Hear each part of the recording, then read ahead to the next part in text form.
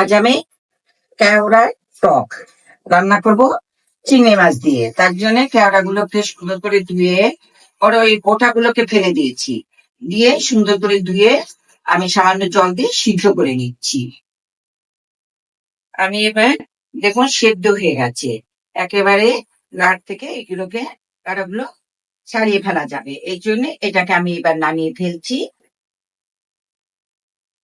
এখন আমি এর ভিতরের যে নোংরা গুলো, মানে শুধু এগুলো চটকিয়ে আমি জলটা নেব, আর সবগুলো খোসা বা অন্যান্য জিনিসগুলো ফেলে দেব।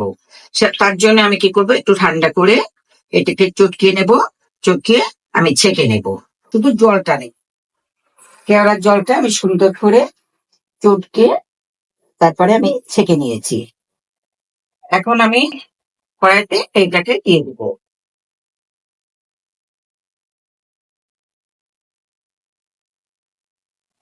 এর মধ্যে আমি আগে থেকে ভেজে রাখা লবণ হলুদ মিশিয়ে চিংড়ি মাছ এগুলোকে ওর মধ্যে দেব।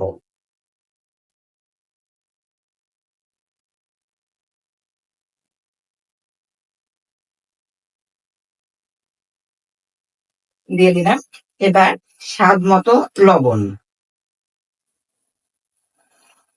আর অল্প একটু হলুদ, হলুদের গুঁড়া, অল্প একটু হলুদের গুঁড়া এর মধ্যে দিয়ে দিচ্ছি।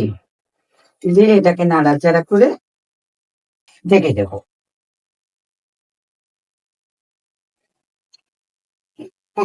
এটা খুব সুন্দর করে ফুটে গেছে। ফুটে যাওয়ার পরে এইবার আমি এটাকে নামিয়ে নেব। নামিয়ে এতে আমি শুধু টক, যেহেতু শুধু সরিষা সম্বারা দেব। এতে তেমন কিছুই আর লাগে না, শুধু একটু সরিষা তেলের মধ্যে আমি কয়েকটা সরিষা দিচ্ছি সামনে।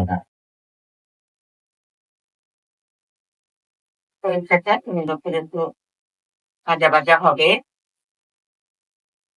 কেওড়াটা কিন্তু খেতে খুব মজা, বিশেষ করে গরমের দিনে। এই কেওড়াটা কিন্তু আমাদের সুন্দরবনের দিকে অর্থাৎ খুলনার দিকেই আমরা একটু পাই। এখন আমি এটাকে এর মধ্যে ফেলে দিলাম। ঢেলে সবাই লবণটা একটু টেস্ট করে নেবেন, আর কিছু এর মধ্যে দেয়া লাগে না, লবণ আর হলুদ। এখন আমি এটাকে ঢেকে দেব।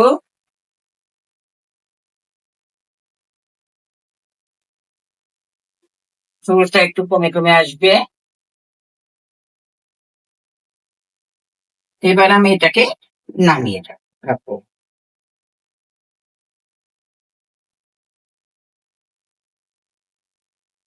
হয়ে গেল কেওড়া চিংড়ি মাছের